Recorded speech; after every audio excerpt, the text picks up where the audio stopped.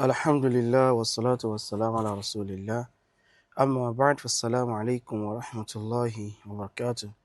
Adúpẹ́ fún Allah subhanahu wa ta'ala tó tún ṣe wà pẹ̀lú dáadáa ilé ìtàmù sí al-Islam. Tọrọ àlékún kí ọlá ti gẹ̀rẹ̀ fún Ànábì Muhammad sallallahu alayhi wa sallam, ẹni tí Ọlọ́run bá ṣe ní àwòkọ́ṣe dáadáa fún ẹnì kọ̀ọ̀kan wa.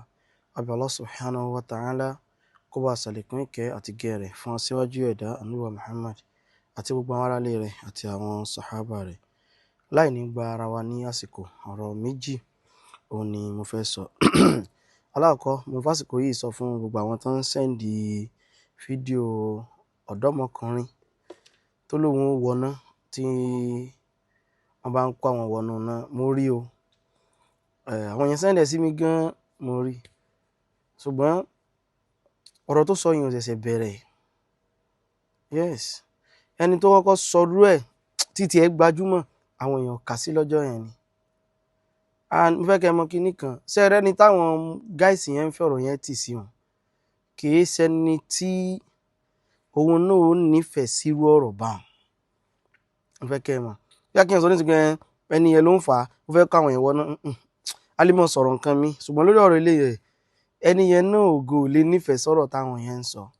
Ṣẹ́rẹ́ àwọn èèyàn wọ́n á mọ̀ sọ àwọn ọ̀rọ̀ míì tí ó le nípa èèyàn, bóyá látara kan lè bá fẹ́ nìyẹn trend.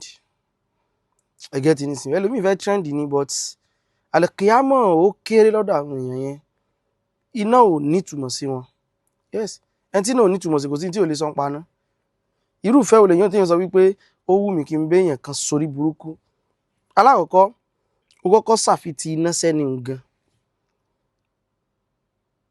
Wáyé tó sọ pé tó bá ń kó yín lálùjẹ náà ẹ tẹ̀lé, ó ṣàfitì iná sọ́ntàn. So kì í sọ̀rọ̀ kan tó rí lè jẹ́ ọ̀rọ̀ gaskiya. Ẹnìkan ti sọ́rí o, wọ́n pẹ́ ni ẹ ní kíní kan bàbá, mo fẹ́ dákọ̀ ẹ̀, mo fẹ́ mọ́ dákọ̀ àwọn èèyàn bá mọ́. Òun ni mo kọ́kọ́ gbọ́ lẹ́nu ẹ̀rí láyé báyìí tó sọ pé tẹ́ni yẹn tó bá jẹ́ pé náà lẹ́ni yẹn bá wọ̀, àwọn ò jọ wọ̀. Òun ò tiẹ̀ sọ pé tó máa ń kọ́ àwọn lọ náà, òun dá pé náà lẹ́ni yẹn bá wọ̀ o, àwọn ò jọ. Ṣùgbọ́n fẹ́ kẹ́ mọ̀ kíní kan, àwọn yẹn fẹ́ ni yẹn trend ni. Ẹni tó ń sọ go ní nífẹ̀ẹ́ sí sẹ́ni yẹn fẹ́ wọ náà ni, kò sẹ́ni kankan tó fẹ́ wọ náà náà. Ta ni ó sọ pé Ọlọ́run bá tí mo béèrè lọ́wọ́ rẹ ni iná ni kò fi mí sí? Ṣùgbọ́n àwọn ń sọ àwọn ọ̀rọ̀ yìí láti lè fẹ́ nìyẹn trend, láti jẹ́ pé tá bá ti sọ̀rọ̀ wọn ò fẹ́ nìyẹn ní orúkọ. Àwọn míì gan ń sopọ̀ mẹ́ni yìí kì í ṣe pé fẹ́ ni iná ní, ṣùgbọ́n wọ́n ń sopọ̀ mẹ́ni yìí torí wípé wọ́n rí pé ẹni yìí náà tóbi láwùjọ o, táwọn bá ti lè ń sopọ̀ mẹ́ni yẹn o, àwọn èèyàn náà mọ̀ dárúkọ àwọn náà, wọ́n mọ̀ gbórúkọ àwọn náà. Yóò ṣe ẹ̀rí ká mọ̀ kíní dáadáa. Kí Ọlọ́run wọ ọ̀nà pẹ̀lẹ́ yẹn sẹ́wọ̀n pé ó kọ́kọ́ ṣàfitì iná sẹ́ni yẹn náà kó tó wá sọ pé wọ́n wà tẹ̀lé wọ̀. Yẹn ni pé ó tó kọ́kọ́ gbà pé ni yóò lè wọ náà bá wọn, ṣùgbọ́n àwọ̀ tẹ̀lé wọ̀, ibi tó bá ń lọ ajọ́ ń lọ ni, ó kọ́kọ́ ń ṣàfitì iná sẹ́ni yẹn. So nǹkan tí kò bọ́pọ̀ lọ́wọ́ ni. Ìyẹn number one. Sẹ́yìn number two tèmi tí ẹ fẹ́ sọ ẹjọ́ kí n tó lọ number two, àwọn táwọn fẹ́ sí online class, number wa náà la sì ń lò, bóyá fún ọmọ wa ni, fún ara wa ni, àbí fún anybody, 09031324112. Ṣùgbọ́n ẹjọ́ jẹ́ pé ó di WhatsApp lẹ́tì mẹ́sẹ̀gì mi torí tọ́lọ́n. Ẹjọ́ jẹ́ WhatsApp message, òun ni kẹ́ ẹ ṣe WhatsApp message, òun ni kó jẹ́. Kẹ́ ẹ dẹ̀ sọ dí tẹ́ fi mẹ́sẹ̀gì mi. Àìsọ dí tẹ́ fi mẹ́sẹ̀gì mi gbà mí, ó lè mọ̀ jẹ́ kí reply ó tètè wá, kì í ṣe ti gbéraga. So 09031324112. Ẹlẹ́ẹ̀kejì nípa ọ̀rọ̀ mọ́sálásí tá à ń kọ́ṣẹ́ dẹ fún àwọn Sheikh wa Abu Sufyan Al-Alma'i rahimahullahu ta'ala, kọ́lọ̀ kó jọ kó bá wa kẹ́ wọn àti gbogbo nǹkan tán fílẹ̀, kọ́lọ̀ jẹ́ kó bá jí ó kàn, bàbá ni, màmá ni, ọmọ ni, ìyàwó ni, kọ́lọ̀ mọ̀ jẹ́ ká ìdààmú dé bá wọn. Mọ́sálásí tá à ń kọ́ lẹ́dẹ̀ yẹn tá a yọ 10 million naira nínú owó tá a raise nígbà yẹn tá a bá rántí, tá a ní ó dáa ká yọ 10 million naira ká bá wọn náà ká fi kọ́ mọ́sálásí. Mọ́sálásí yẹn la ṣe fídíò ń bẹ ní láìpẹ́ yìí, èmi Afa Abdulhakeem Kutubi, Sheikh Ibn Suraka, Sheikh Ahmad Ajilete, yẹ gbogbo alájọ wà ń bẹ. Ẹ rí i pé Al-Imam Kutubi náà sọ̀rọ̀ gbogbo pátá náà lájọ wà ń bẹ.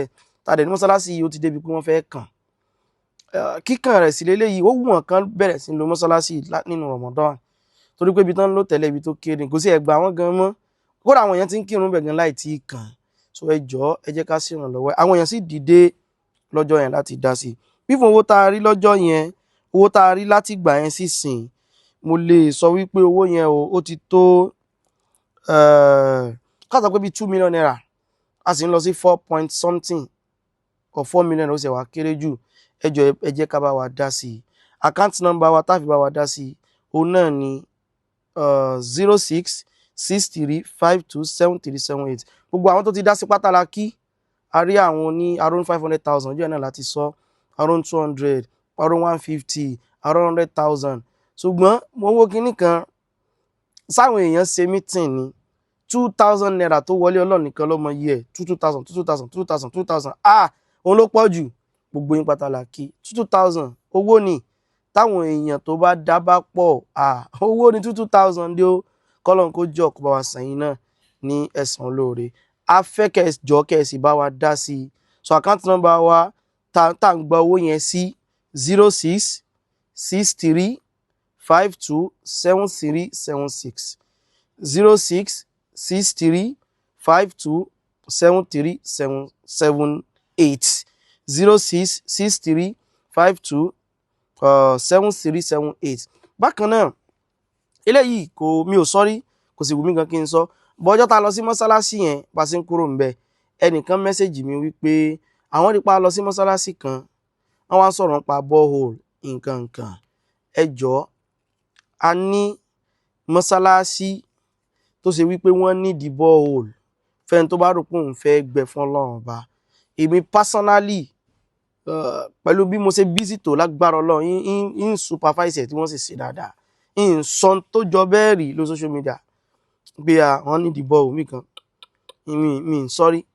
Mo lè fọwọ́ gbáyà pé mi ń sọ́rí. Bọ̀gbà tẹ́ni tó mẹ́sẹ̀jì mi jọ yẹn tán ti rèsẹ̀ mo pé jásọ̀ kò sábúrú kankan bẹ́ẹ̀. Àwa náà gba aládá náà tán bá ṣe. Fẹ́ni tó bá rò pé àwọn fẹ́ gbẹ borehole, tó bá rò pé àwọn fẹ́ gbẹ fún mọ́sálásí, kódà mọ́dọ́sà ń bẹ ẹgẹ́ tí ní ìsìn báyìí. So a ní mọ́sálásí ṣe pé wọ́n need nǹkan báyìí tí inú wọn dùn gan tí wọ́n bá ráǹfààní.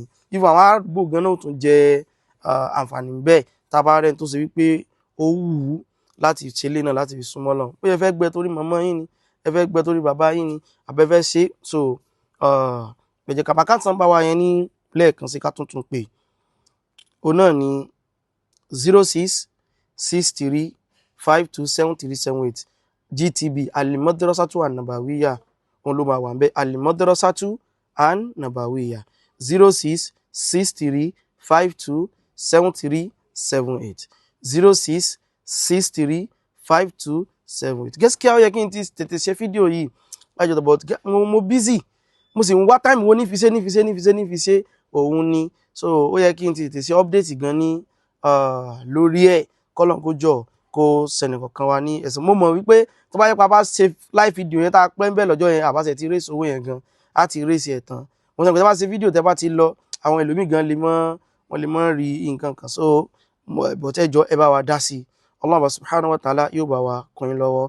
Fún àtàwọn wá ká fẹ́ gbẹ́ bọ̀ yẹn, nọ́mbà mi náà ni ká message ni ẹ jọ̀ọ́ lórí WhatsApp 090 náà ni pé lórí bọ́ọ̀wù tí mo sọ o ẹni interest inú rẹ̀ message ẹ jọ̀ọ́, no calling call torí ó lè wù yín kẹ́ ṣe kẹ́ wá pè mí kí n mọ́ gbé. 09031324112 nọ́mbà kan tí mo ní láyé náà ní mi 09031324112 pé ọ̀rọ̀ bọ́ọ̀wù tẹ́ sọ àwa ní interest inú rẹ̀ wá fẹ́ gbẹ́ o, ẹ jọ̀ọ́ ẹ jẹ́ ká bá wa dá sí yẹn náà. Bàbá kan náà tá fẹ́ ṣe class àwa ń kọ́ àwọn ọmọ lẹ́kọ̀ọ́ tó ṣe pé wọ́n sì ní sọ pé àwọn ó tẹ̀lé wa wọná torí wọ́n pè lágbára Ọlọ́run àwa náà Ọlọ́run níjà wa náà Ọlọ́run níjà wọ iná.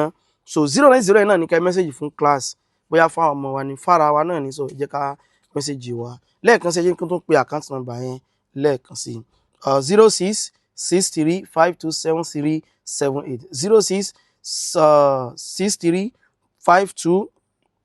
0663527378. Bákan náà àwa tá bá fẹ́ ṣe umrah bóyá ní December ni àbí ní October, so àbí ní August tí à ń wò lọ́kàn náà ni Ajimi Court wọ́n ń ṣe àwọn discount tó ṣe dáadáa lọ́wọ́lọ́wọ́ báyìí o. Ká tètè message wọn 08023880944 08023880944. Àbí Allah subhanahu wa ta'ala kó jọ kó gbàǹjọ sọ̀rọ̀. Ẹ jẹ́ bá dá sí mọ́sálásí yìí ká kan parí àti rí bí 2 million ẹ jẹ́ ń sọ bá àti rí bí 2 million naira àti lọ sí 4 point something láti jẹ́ pé ká kan mọ́sálásí yìí ẹ bá wa dá sí i àkáǹtì wa yẹn náà lẹ́ẹ̀kan sí torí àmọ́ pé náà ni ìmọ̀ àkáǹtì lórí obi tí mo sì ti ń wò ó ti fò lọ ń bẹ̀ ó dà pé 06 subhanallah àkáǹtì ti fò lọ 06 òun làkáǹtì yẹn ẹ má bínú mo ti gbàgbé Al-Madrasatu